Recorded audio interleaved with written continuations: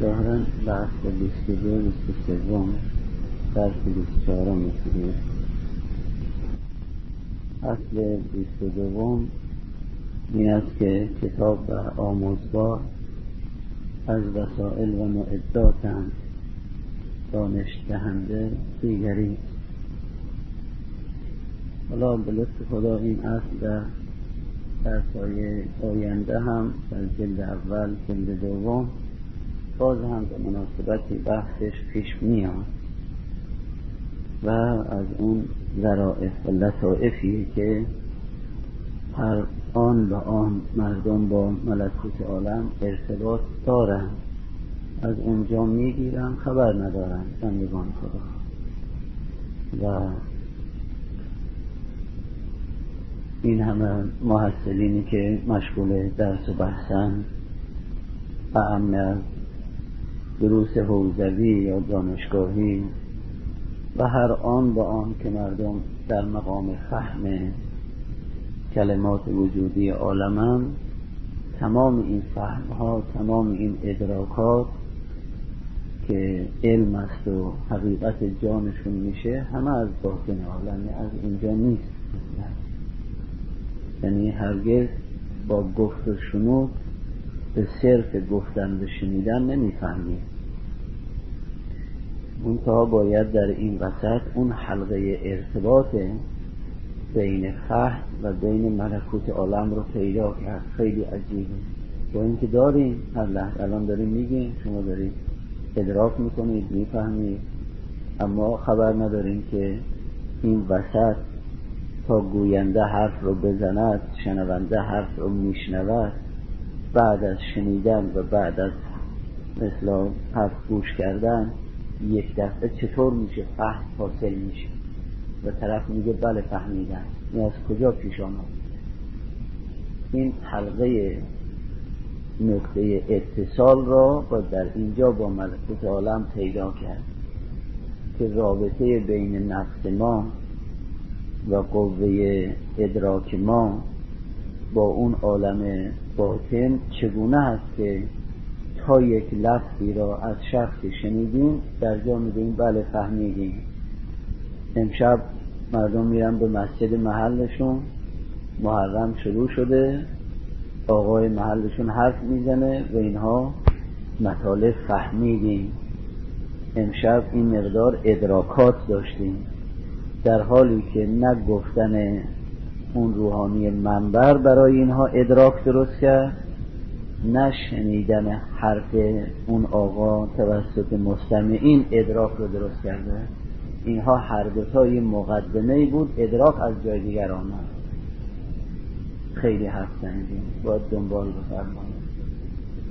آن با آن، لحظه به لحظه با هم دیگه حرف میزنیم، با هم دیگه حرف میزنیم و مطلبی رو به دوستتون القا میکنیم و ایشون میگه من تا حال یه همچی مطلبی رو نمیدونستم مثلا، بعد حالا فهمیدم طبق این اصل این فهم از دوست ایجاد نشده. فقط تنها چیزی که دوست شما در این مسیر به شما کمک کرد این که زمینه‌ای شده، یک آمادگی درست کرده، فهم شما از جای دیگر ایجاد شده. و همینطور معلم سر کلاس، همتون معلمی، دانشجو هستید، طلبه‌ای، مشغول تحصیلی، تدریس هستید، مطلقا فهم و ادراک از ملکوت عالم، اصلا از اینجا نیست. حتی فهم و ادراکات علوم حسیه و همین علوم رسمی که متعارف است و مردم صبح تا و غروب در مدارس، در مراکز علمی با اونها در ارتباطن، هر چرا که فهم ادراک است از اونجا. تمام این امور دیگر از حرف زدن، حرف شنیدن، نوشتن، کتاب، اینها همه جنبه یک معده و یک وسیله است. مثل این که شما الان میفرمایید که بیننده من هستم، ولی چشم من به عنوان یک وسیله دیدن من، یا دیگری بگوید که بیننده منم و این دوربینی که الان در چشم خودم زدم دارم با اون میبینم، اون وسیله دیدن من. الان هم استاد وسیله فهم شماست. مثلا مدرسه استاد وسیله فهم شماست و در هر امری که چیزی را ادراک می‌فرمایید، اون گوینده و همچنین شنیدن و شنونده هیچ چیز جز به عنوان یک وسیله مطرح نیست. منتها از بس که فهم و علم شریف است و عظیمه، این وسائلی که زمینه را درست می‌کنند برای فهم و ادراک، اینها هم خیلی محترم شد.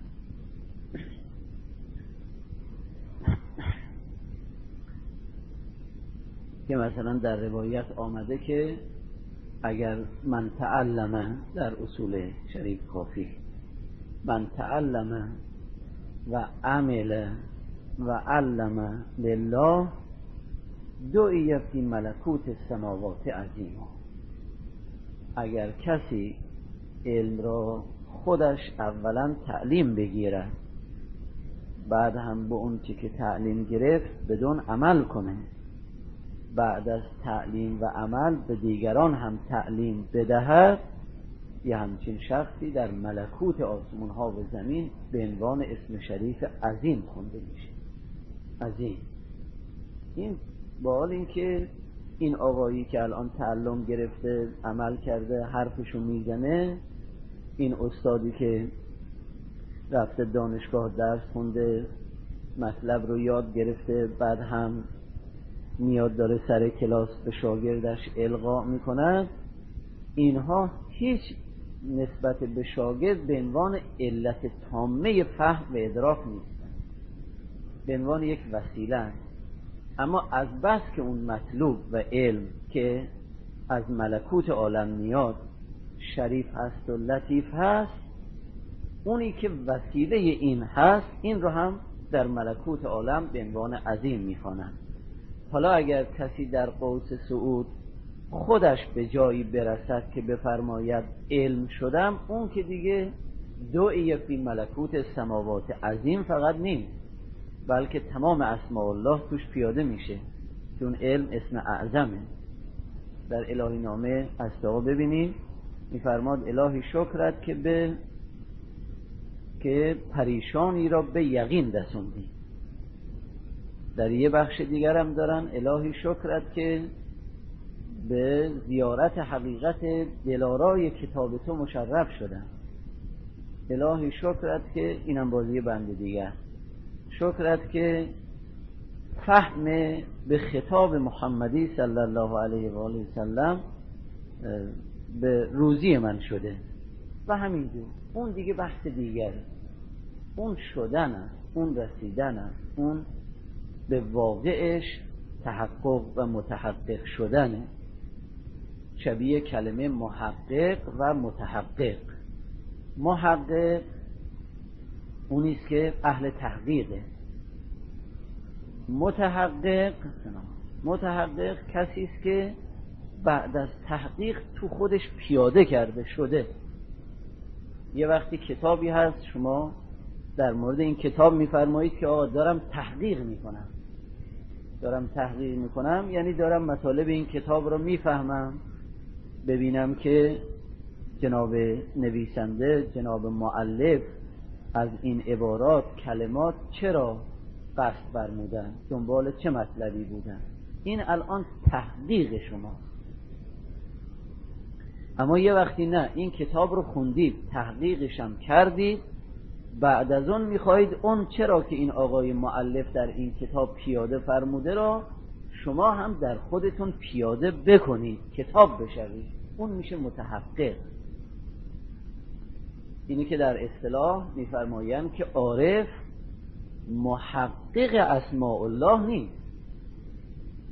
یه وقتی یک کسی در اسماء الله تحقیق میکنه، مثلا همونطوری که به عرض سندین بارها قرآن رو میخوند ببیند که در قرآن چند تا اسم خدا آمده، این کار تحقیقیه. و یه وقتی هم نخیر، اون چه که در قرآن اسماء الله آمده را داره در خودش پیاده میکنه، میگه من اسم الله بشوم.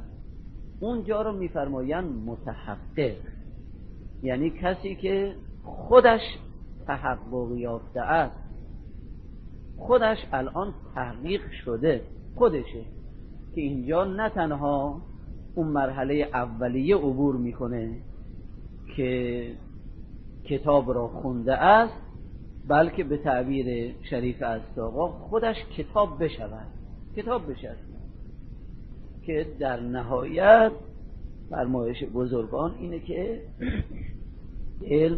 علم در انبیا، در ائمه علم تذکریه، علم ابتدایی نیست. در مثل ماها علم یعنی باید به طور استقلال تازه به صورت ابتدایی تحقق پیدا بکنه، اما در اون بزرگان علم تحقق دارد، فقط برای اینها زمینه برای تذکار پیش میاد که متذکر میشن که اذا شاء ان علموا. حالا اگر کسی در مسیر کارش به جایی برسه که معرفت نفس خونده، نه اون تحقیق شده محققه، نه معرفت نفس بشود خودش بشه کتاب. ولی به تعبیر شریف اسدآقا بارها درس را حالیمون نمیشد، الان هم حالیمون نمیشه.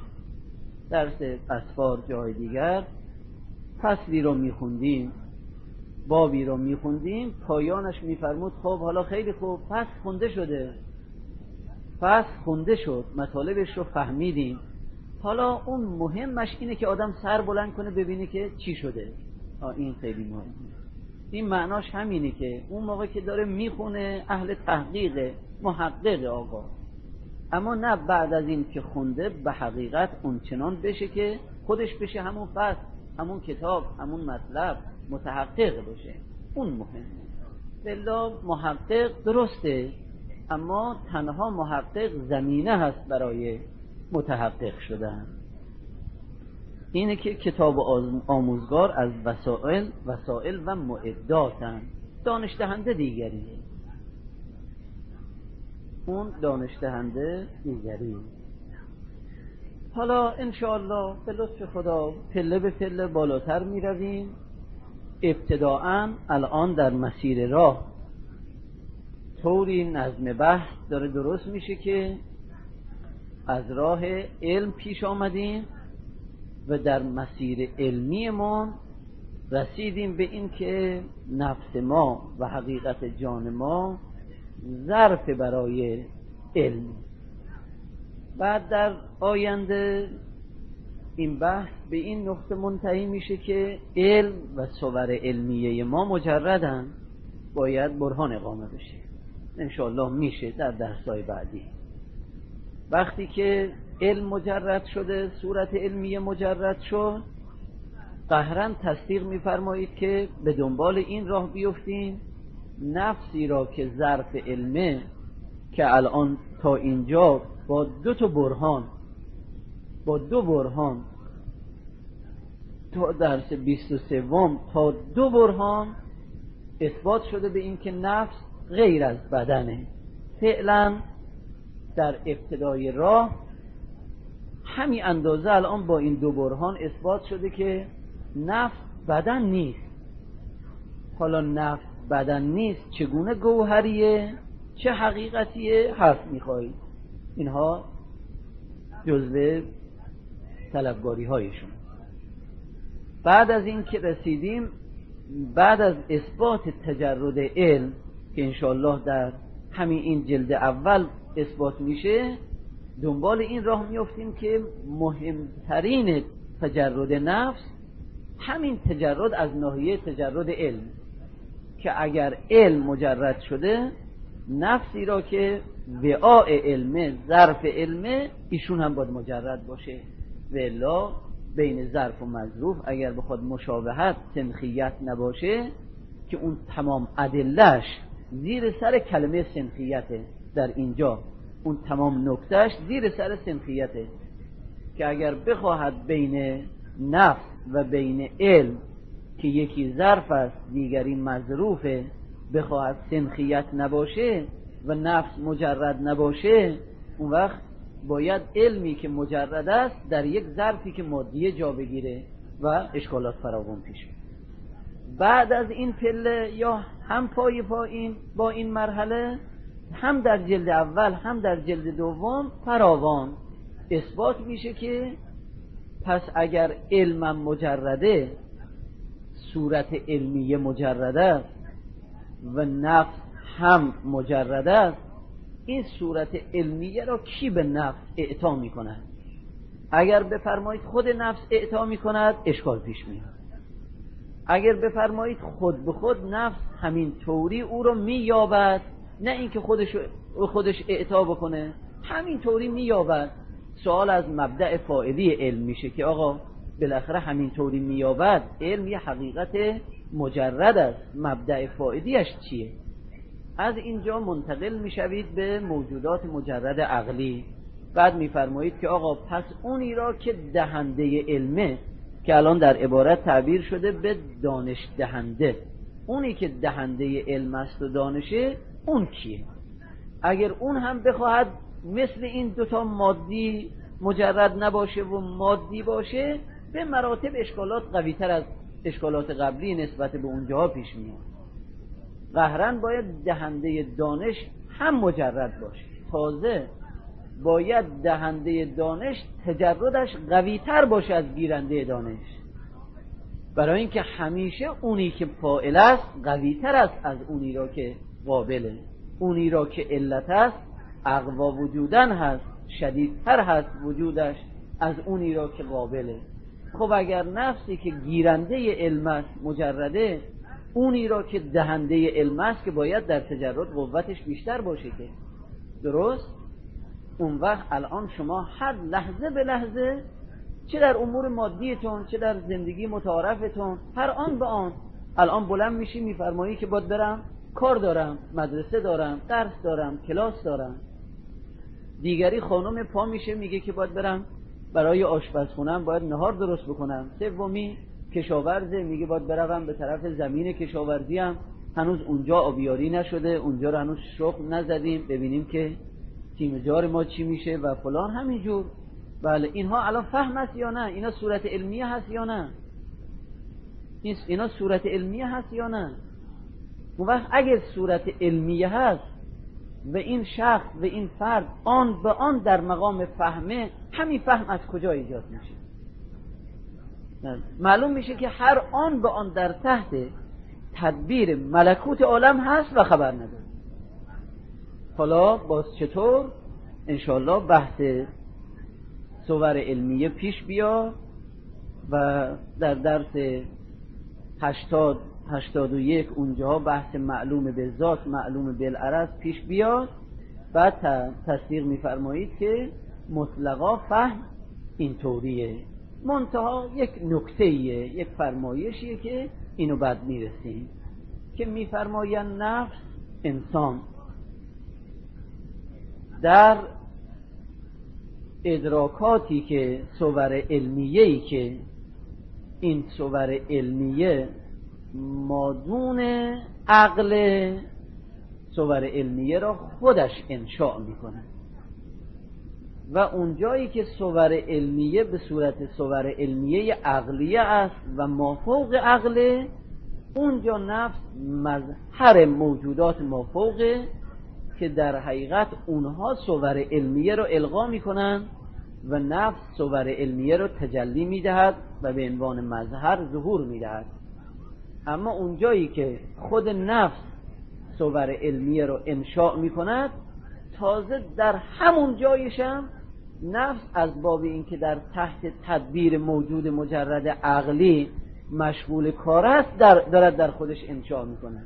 والله اگر اون موجود مجرد عقلی یک آن اون دست تفضل و فیض خودش رو از سر نفس برداره که نفسش کار است، اینه که گاهی فراموشی های عجیبی پیش میاد. گاهی میبینید آدم به یه چیزی که سالهای سال هم باش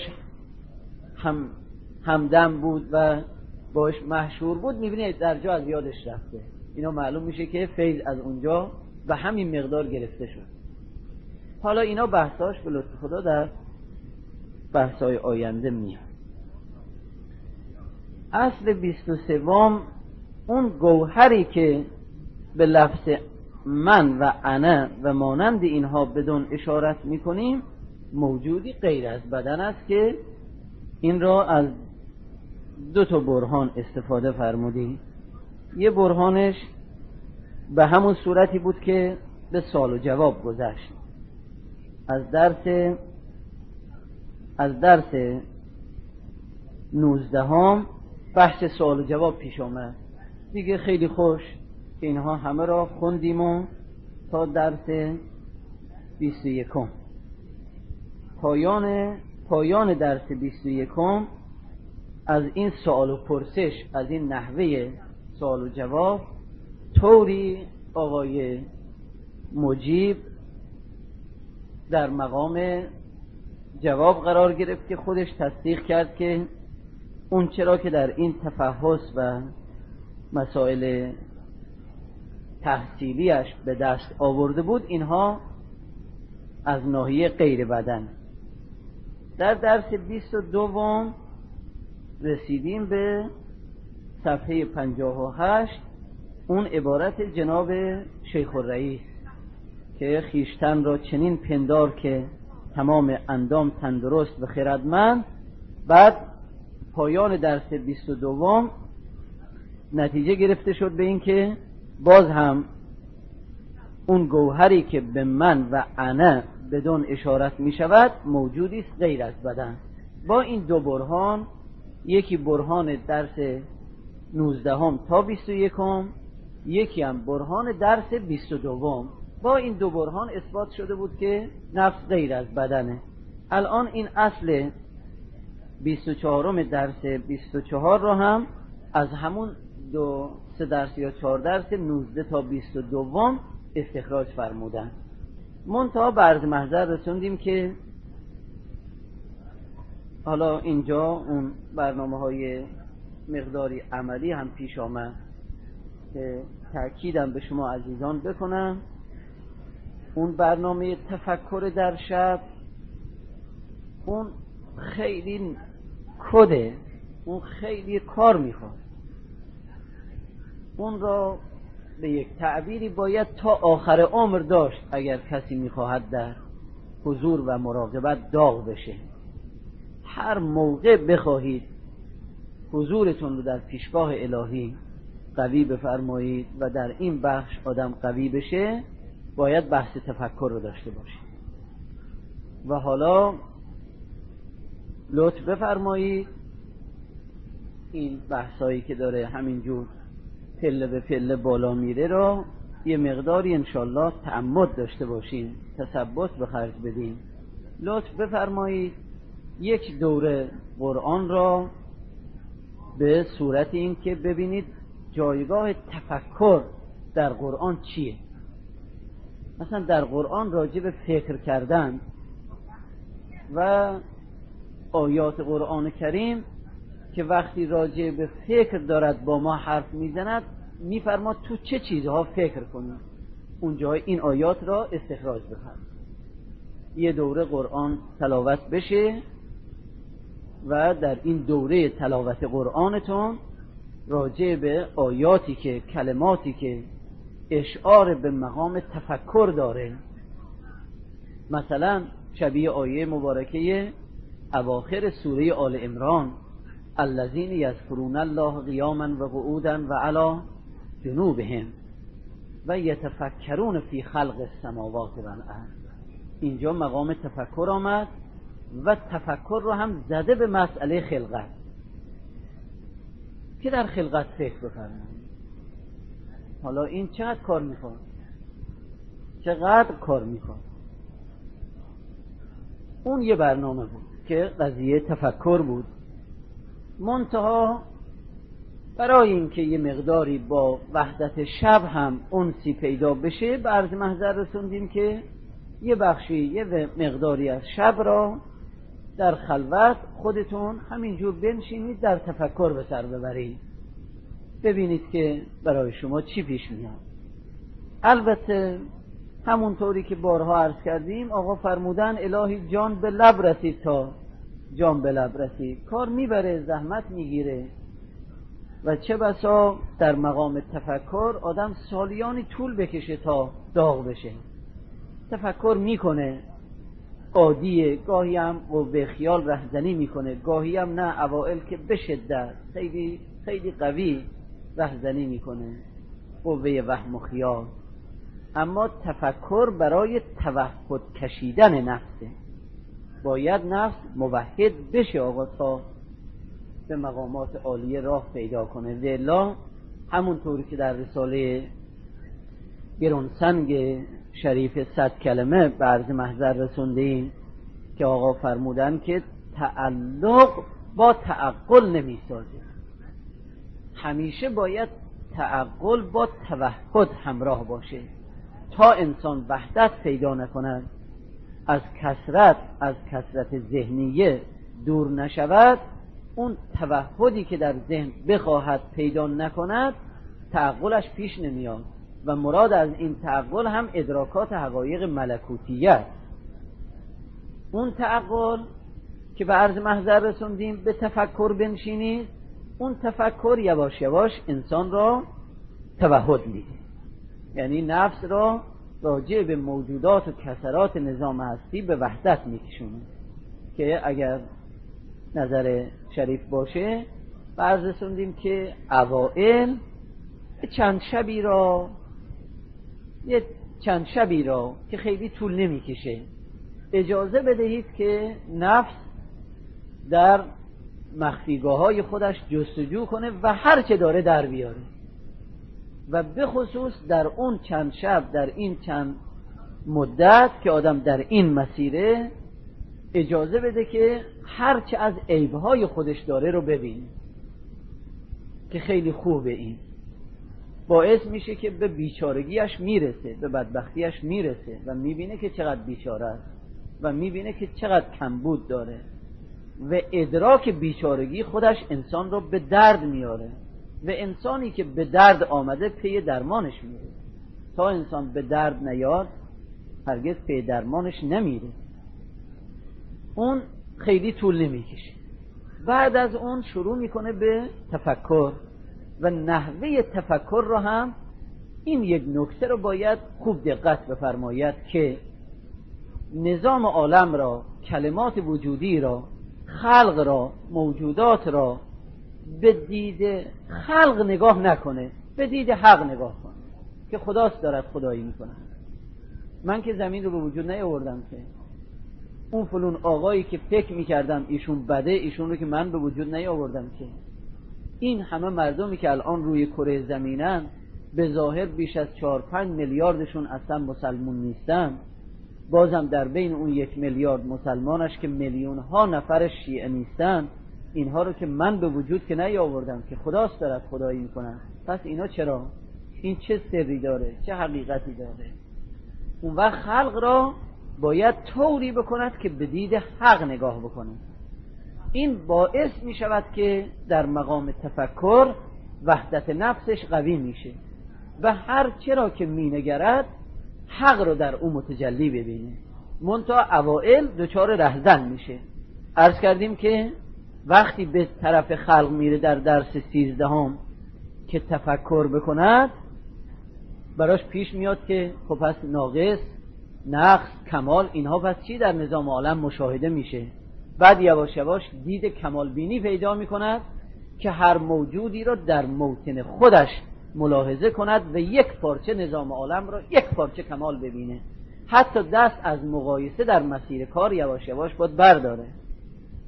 که اینکه در درس 13 14 اینها گرچه موجودات رو با هم مقایسه میکرد، بعضی ها رو ناقص میدید، بعضی ها رو کامل میدید، اما باز هم این کد را عنایت فرمودن که هر موجودی را در موطن خودش حساب بفرمایید، ببینید که آیا در جایگاه خودش هیچ نحو نقص میتونید درش ملاحظه بکنید یا نه. تا در این مسیر از این پله عرض کردیم که آقا جان درس معرفت نفس همه یه مقداری اوائلش اگر فکری بود، یواش یواش حالت تعلیمی انسانی داره. بعد هم آهسته آهسته براش این تجلی میکرد.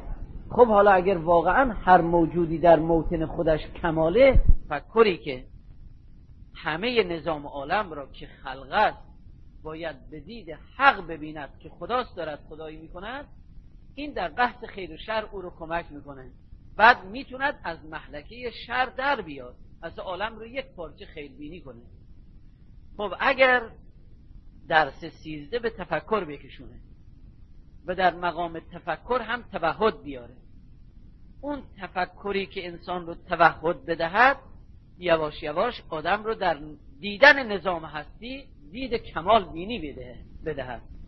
بعد هم در درسای بعدی از شربینی نظام عالم پرهیز کند که اصلا هیچی رو در عالم شر نبینه. عنایت میفرمایید که خیلی داغ میشه. این اندازه‌ای که الان بررسوندم اینها را سالیانی جان به لب آمد تا همین چند کلمه رو بفهمیم که قضیه چیه.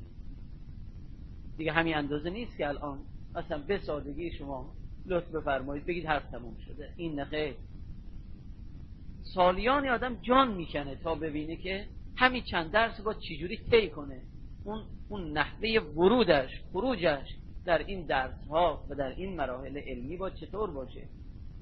اون کار تفکر قوی میکنه کار. حداقل آدم تثبت به خرج بده. آقا این چند مطلب تفکر، قبل از اینکه به تفکر برسه اول نفس را، قوه خیال نفس را به صورت یک سگ شکاری اینو به راه بیاندازه که قوه خیال و وهم بروند در درون نفس، هرچی اون گوشه مخفیگاه ها اینها هست همه رو در بیارن با آدم نشون بده. میبینه حرف میزنه، حرف حقم میزنه، اما اون ته دلش یه چیزکی ایمانورم میکنه. اون خطرناکه. اونها مشکل داره. اون ظریف ها مشکل داره.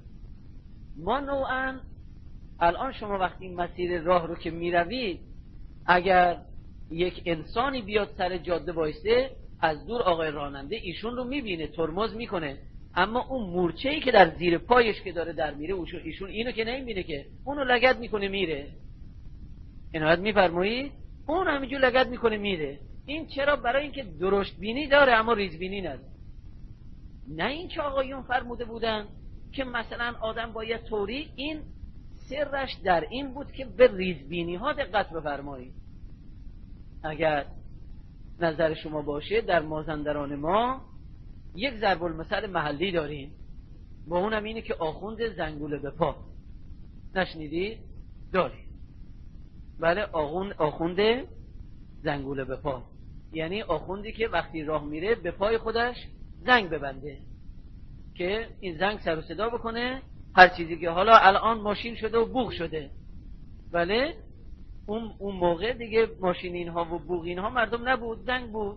چطور مثلا یه گاوی رو میخواستن به طرف بیابون رها بکنن برای اینکه برن غروب این بندگان خدا رو پیدا کنن بگیرن بیارن، زنگ میگذاشتن، صدای مخصوصشون رو شناسایی میکردن که اگر فرض یه وقتی این گاو در داخل لب و لوارها گوشه‌ای پنهان است و ایشون به ظاهر نمیتونه ایشونو ببینه، این صدای زنگ یه طوری باشه که سریع پیداش کنه.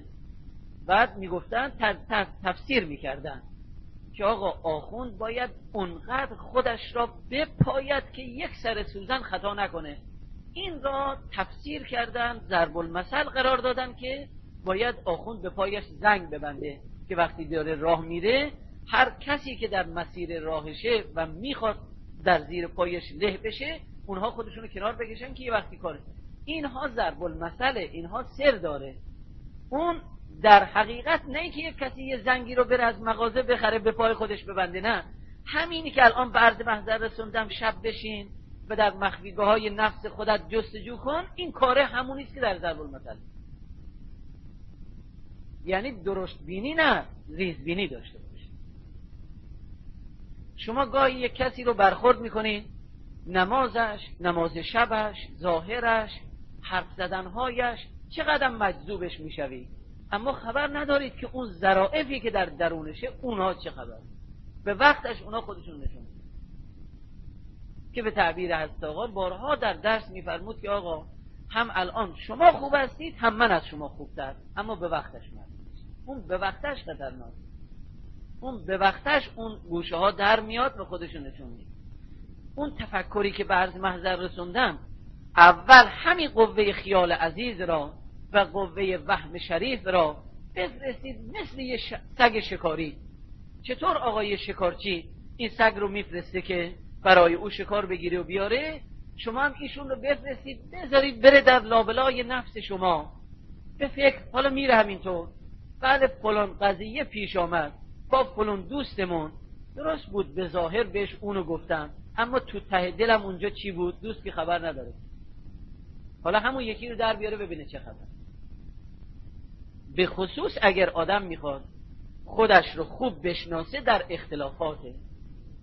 بله، در اختلافات میبینید دو تا دوست به همدیگر سالیانی بودن و هیچ از همدیگر نقصم نمیگرفتن، اون چنان هم با همدیگر دوست بودن که اصلا و ابدا نسبت به هم گمان بد نمیکردن.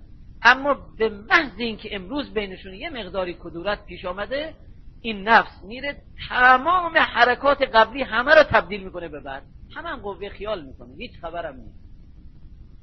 تمام اون برخوردار میگه عجب، پس ایشون اون روز که داشت اینجوری حرف میزد پس اونجوری میگفت، من حالیم نمیشد، حالا قوه خیال به بازیش میگه و و و و حالا میبینه درون اون مخفیگاهاش اونی که اون ایام بود و خبر نداشت الان داره در میاد.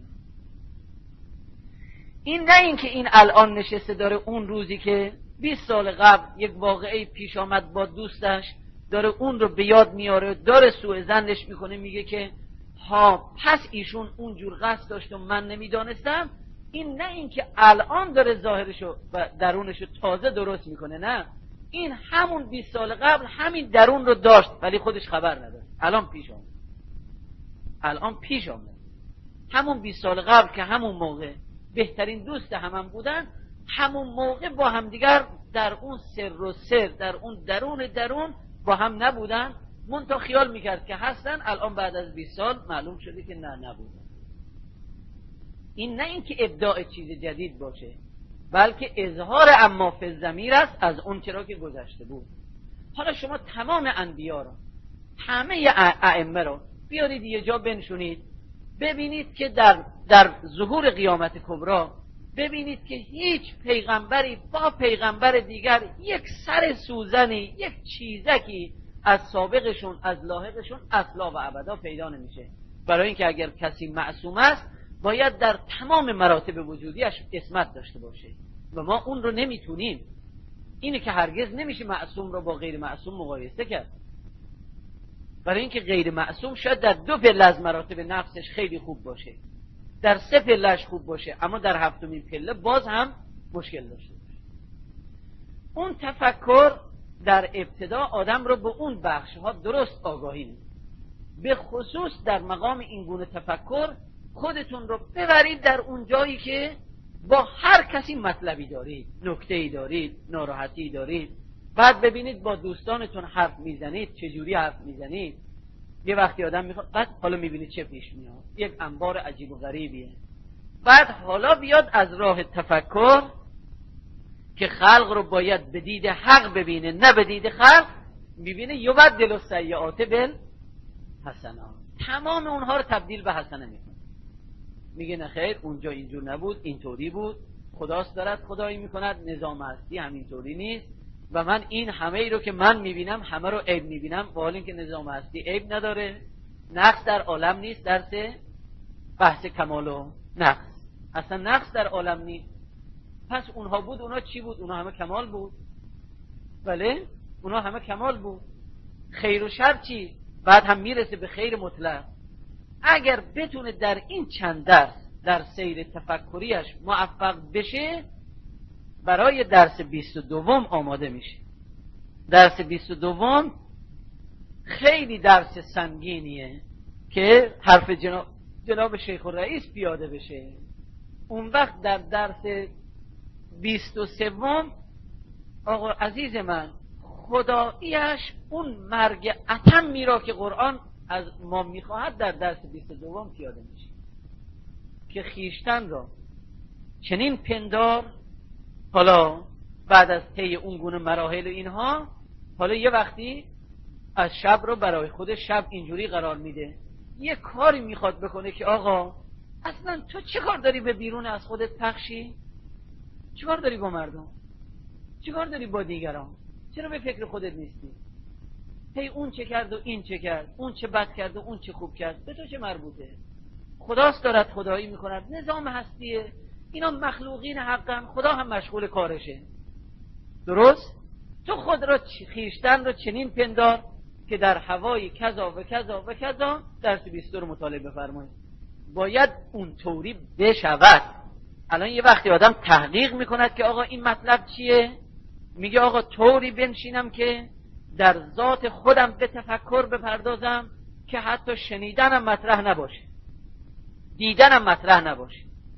فکر شنیدن، فکر دیدن، فکر بیرون اصلا و ابدا در من تحقق پیدا نکند. یک پارچه محدوده فکر مرا همین ذات من بگیره. کدوم ذات؟ همون ذاتی رو که در این درس الان میخوایم اثبات بکنیم که اون ذات غیر از بدنه. اون نفس یک گوهریه، یه حقیقتیه به نام جوهر مجرد عقلی. میخوام او رو بیابم. اون وقت در مقام یافتن این درس دلیل تجربی درس 24 خیلی براش توفیق پیش میاد. اینها همه برکت میاره. طوری میشود که عزیزان من، اوائل خیال میکرد که نظام عالم رهزنه، اوائل به این پندار بود که دیگران مزاحم اویند. بعد به اینجا میرسد میبیند نخیر، تنها کسی که مزاحم خودش بود خودش بود، هیچ که مزاحمش نبود. تازه همه داشتن به او خدمت میکردن، همه هم داشتن به او بله بدان را هست بر ما حق بسیار، چو حق مردم پاکیزه کردار.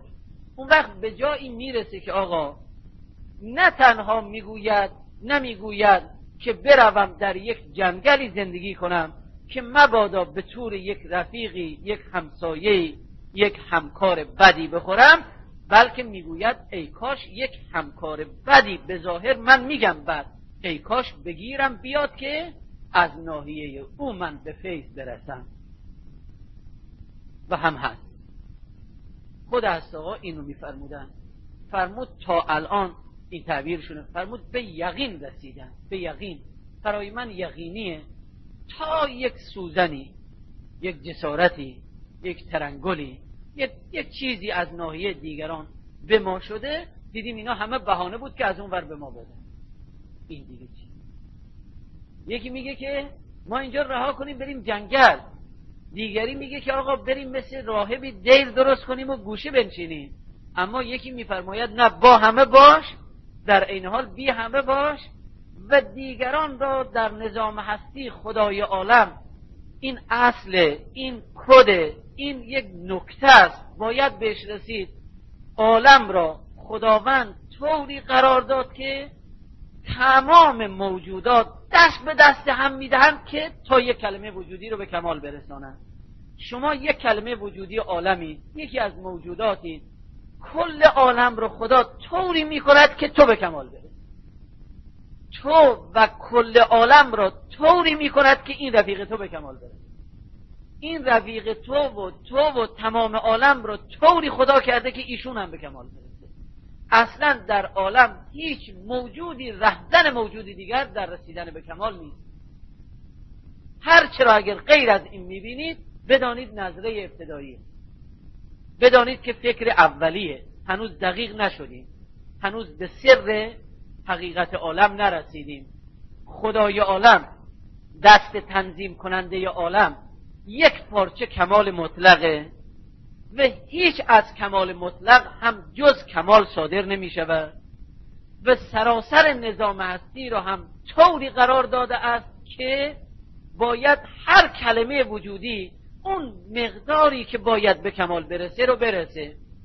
ولذا در نظام عالم در ظهور قیامت کبرا هیچ موجودی نمیتواند دلیل اقامه کند در پیشگاه خدا که خدایا من اگر به کمال نرسیدم فلانی باعث شده، فلان موجود باعث شده، اون رهزن باعث شده، پدر نداشتن باعث شده، یتیم شدن باعث شده، مثلا زندگی نداشتن باعث شده، منزل شلوغ بود نتونستیم خلوت بکنیم باعث شده، زن بد باعث شده، شوهر بد باعث شده، فرزند باعث شده، همساده، اصلا و ابدا. هیچکی در پیشگاه خداوند دلیل نداره. این کد رو جناب امیرالمؤمنین در دعای شریف کمیل فرمود ولا حجت لی فی ما جرا علی فیه قضاء. اون چه که پیاده شده من هیچ دلیلی ندارم که بگویم که چرا من بد کردم به دلیل بیرون از خودم. نه خیر، فتجاوزت بما جرى علی من ذلک بعض حدود. من خودم نگذاشتم، خودم نکردم. هیچ امکان نداره. ما بقیه بحثها همه باید پخته بشه. اگر حرفای دیگر گفتن است باید یواش یواش پله به پله پخته بشه تا آدم به این نکته برسه. هر چه هستی عزیز من با خودت، حواست جمع با هیچ کسی هم دلیل نداره. تازه چقدر خوشحالم میشوی که اگر به اونجا برسی، چقدر خوشحالم میشوی که دیگران به تو به ظاهر تعبیر میکنی که بد بکنن. اینها برای تو کمال میاره. اون بنده خدا با اون کارش، با اون نیشش، با اون عملش کاری کرده که زمینه آماده بشه، تو دل شکسته بشی، تو به کارت برسی. اینه که فرمایش نشه که نامه میدن بندگان خدا فراوون نامه میدن که آقا نمیگذارن، مانع میشون و مزاحم داریم دیگه، داریم چشم بدبینی از همه را عینکشو به چشممون میزنیم. نه، این معلوم میشه بنده خدا درد داره، منتها در نظر اولیه. این گونه از نامه ها دلیل بر اینه که یواش انشالله داره درون به درد میاد، اما بنده خدا نمیدونه درمانش چیه. راه درمان به همین صورتی که تا درس 22 خوندیم باید به همین صورت طی بشه. عزیز من فکر بفرمایید انشالله. حالا در مباحثه‌تون، در بحثتون این رو بشورانید، مقداری بیشتر روش کار بفرمایید. و بعضی از بزرگان معتقدن که هرچه انسان میخواهد بگیرد باید از راه تفکر بگیره. بعضی ها اینجوری اعتقاد دارن. بعضی از بزرگان معتقدن که آدم هرچه میخواهد بگیرد باید از راه ذکر بگیره. این هم فرمایشیه. اما اون چی که از فرمایشات و کتابهای هست آقا استنباط میشه اینه که ایشون میفرمایند که هرچه انسان میخواهد بگیرد باید از هر دوشون بگیره، از فکر و از ذکر، هر دو. منتها اوائل فکر، بعد ذکره، تا فکر داغ بشه، تا فکر بعد خود به خود فکر انسان را به ذکر میکشون. خود فکر کاری میکند که ذکر قلبی یواش یواش خودش پیش میاد اصلا. و انشالله به جای انسان میرسد که ذکر قلب خودش رو اصلا خودش میشنوه. الان ما هرچه دقت بکنیم، شما هرچی میتوانید دقت بفرمایید، ببینید اون صدای ضربان قلب رو میتونید بشنوید. همین قلب ظاهری رو، همین قلب مادی رو، طبیعی رو. فرمودن که یواش یواش اون چنان توحد و وحدت، اون تعقلی که توحد میاره، اون چنان اون توحد وحدتی آدم را میاره که صدای ضربان قلبش هم میشنه. بعد یواش یواش از کاری که در درون او کولاک میکنه و قوقا میکنن اونها رو خودش میشنوه. بعد دیگه نیاز نداره حتی از دیگری ذکر بگیره، خودش از درون ذکر رو بهش میدهن، منتها باید در فکر قوی بشه. اینه که نوعاً تأکید قرآن بر تفکره.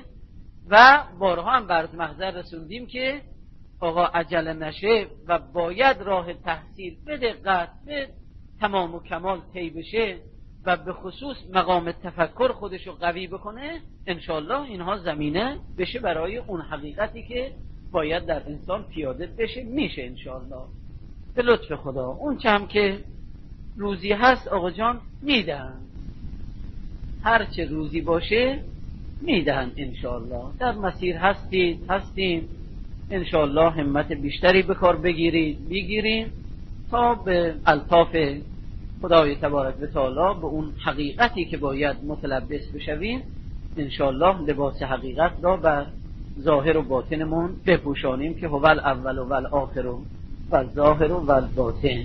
از زیارت عزیزانمون خوشحالیم و خوشنود هستیم. امیدوار هستیم که انشالله در ایام محرم به لطف خدا بتونیم کلاس ها رو حالا یا هر روز بشه یا یک روز در میون بشه، ببینیم به چه صورت میشه. یه وقتی مشکلاتی هم پیش نیاد در خدمت شما هستم انشاءالله.